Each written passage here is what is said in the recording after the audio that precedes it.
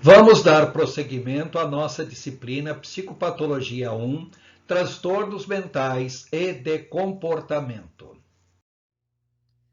Vamos agora mudar para os chamados transtornos de humor ou transtornos afetivos. Até agora, tudo que nós falamos era relacionado sobre transtornos neuróticos. E agora vamos falar sobre transtornos de humor. São alterações de humor e afeto. Normalmente são antecedidos por eventos e situações estressantes graves e prolongadas. E lembrar que os transtornos de humor, as crises são recorrentes, frequentes e intensas. Entre os vários tipos de transtornos de humor, os mais comuns são os chamados de depressão, mas deveria ser usado no plural, depressões, ou outros transtornos depressivos diversos.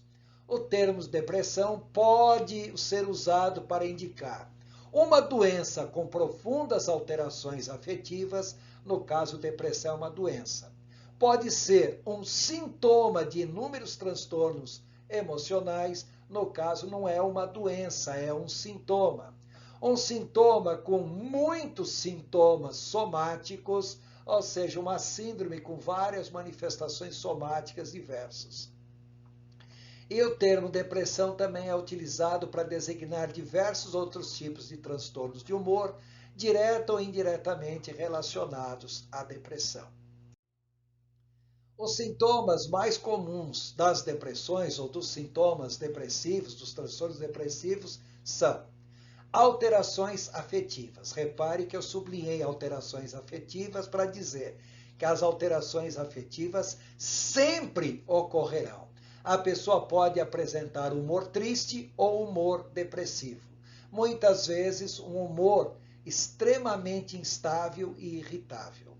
Outros sintomas que nem sempre estarão presentes em todos os casos. Alterações de autovaloração, a pessoa apresenta baixa autoestima e autodepreciação, alterações cognitivas diversas, como déficit de atenção e concentração, déficit de memória, diminuição da fala ou lentificação da fala, fala com voz muito baixa, algumas vezes mutismo total. E temos ainda as alterações ideativas, como dificuldades de afastar a mente de um determinado foco, pessimismo exagerado em relação a tudo, ideias de arrependimento, culpa, responsabilização, ruminações de mágoas antigas e dificuldades de perdoar e assim por diante. Mas não são só esses sintomas, não, temos muito mais. Temos ainda também as alterações de volição. Repare que também esse termo está sublinhado para dizer que as alterações de volição sempre estarão presentes. No caso, perda ou falta de interesse, prazer em atividades que antes achava prazerosas, é a famigerada anedonia. Alterações comportamentais também, como querer permanecer na cama ou no escuro, não quer visitas ou deseja de ficar isolado, etc. Alterações neurovegetativas, alterações nos seus comportamentos instintivos. Repare que esse termo também está sublinhado, como perda de energia, fadiga fácil e constante, anedonia, que é a falta de prazer, hipobulia, que é o desânimo e falta de vontade, insônia ou hipersonia, excesso de sono, mas não adianta que a pessoa não descansa mesmo quando dorme. Temos ainda as alterações somáticas, como dores diversas, tontura, mal-estar indefinido, formigamentos e assim por diante. Temos ainda alterações psicomotoras, como lentificação motora até o estupor hipotônico ou hipertônico. A pessoa simplesmente não consegue mais sentir ou reagir ou realizar movimentos físicos. Alterações dos marcadores biológicos, como por exemplo a inversão do sono REM, a pessoa simplesmente não tem mais aquele sono profundo. REM é a abreviatura de Rapid Eye Movement, movimento rápido dos olhos. É aquele momento em que a pessoa, na realidade, começa a despertar. Só que a pessoa que tem esse tipo de alteração de humor, alteração de afeto, a pessoa simplesmente vive nesse estado de despertar o tempo todo. Redução do volume hipocampal e alterações vasculares, ou seja, a capacidade de sentir emoções da pessoa vai sendo alterada de maneira significativa. E, finalmente, vem o que é pior, os sintomas psicóticos, como ideias delirantes, alucinações, ideação paranoide, perseguição, diminuição da capacidade mental, que é a oligofrenia, e temos vários outros sintomas. Mas todos esses que nós mencionamos são os mais comuns. Entre os vários tipos de depressões, nós temos que destacar a pior de todas, que é a chamada depressão unipolar, também conhecida por depressão maior ou episódio depressivo importante. São diferentes nomes para dizer o pior tipo de depressão que existe. Então, é a forma mais grave de transtorno depressivo.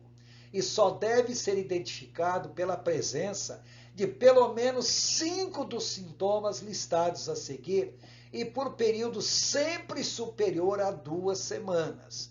Então, quais são esses sintomas?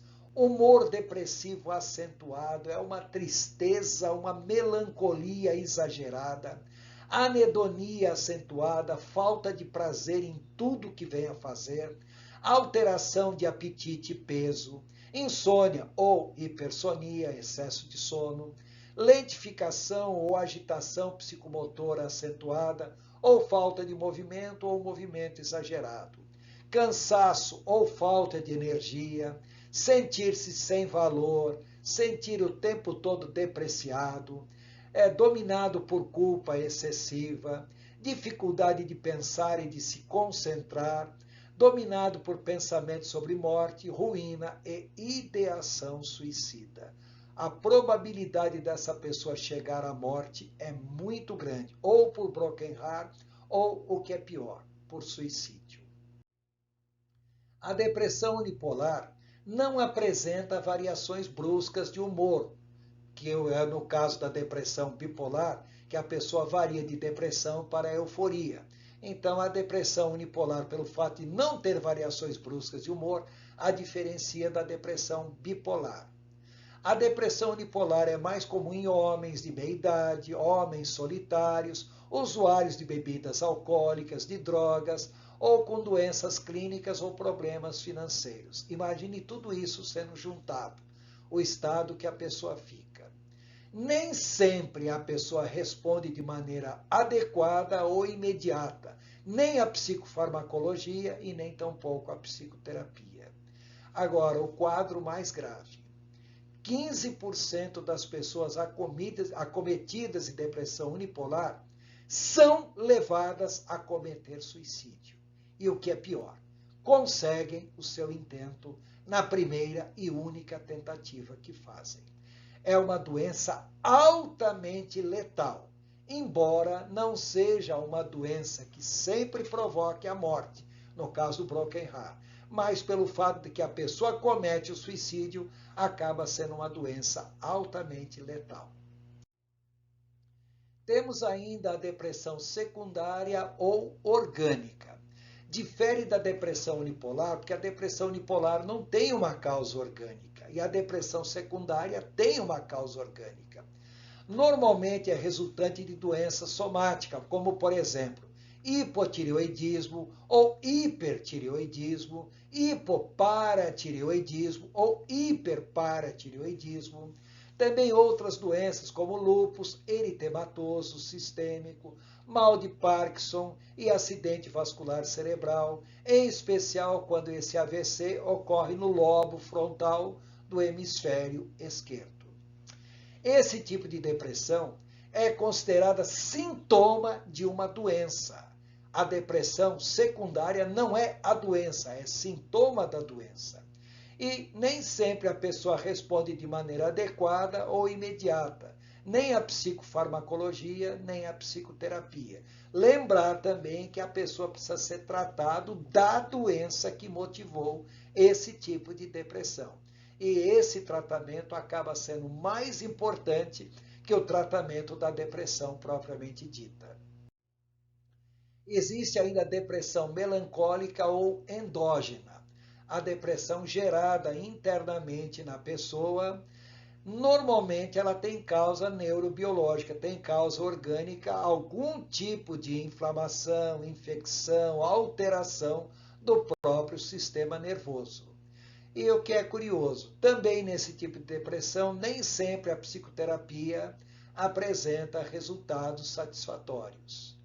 A pessoa normalmente apresenta lentificação motora, hiporreatividade geral, dificuldade de reagir a qualquer coisa, anedonia, falta de prazer, alterações de humor, uma tristeza vital generalizada, alterações de apetite e de libido e ideação de culpa. Esses sintomas da depressão melancólica são mais característicos na parte da manhã, com a melhora ao longo do dia, com a melhora à tarde e até mesmo à noite. A pessoa acorda muito antes do horário normal e tem muita dificuldade para dormir novamente. Então, quando a pessoa acorda, em geral, ela não conseguirá mais dormir. E isso pode ir se agravando ao longo dos dias. Temos ainda um outro tipo de depressão muito comum, mais comum em mulheres, a chamada distimia, ou mau humor generalizado. Ela pode apresentar uma intensidade leve, porém crônica, ou seja, prolongada o tempo todo, com duração mínima de 2 anos. E normalmente começa no início da vida adulta, na faixa dos 20, 30 anos e se prolonga ao resto da vida. Os sintomas mais característicos: mau humor crônico, uma ira, uma rabugice sem que haja uma razão para isso, irritabilidade, desesperança, baixa autoestima, são pessoas muito pessimistas, alta fadiga, cansaço em tudo que se propõe a fazer, dificuldade de se concentrar e de tomar decisões. São pessoas muitas vezes confusas, até mesmo nas coisas mais simples que deveriam fazer. E temos ainda um outro tipo de depressão, a ciclotimia, ou humor cíclico. Apresenta uma intensidade leve, porém crônica e prolongada, pela vida toda, aonde a pessoa passa por um ciclo de variações de humor, de depressão leve a elação leve, ou seja, algo muito leve com períodos de humor estável por vários meses e depois o ciclo se repete tudo novamente. Para a pessoa, o seu humor variou de acordo com os eventos da vida. Por isso, o seu diagnóstico é muito difícil. A pessoa não consegue ver que não foram os eventos que causaram alterações de humor. Isso é algo interno, as alterações de humor são cíclicas, independente de ter ou não um evento ativador.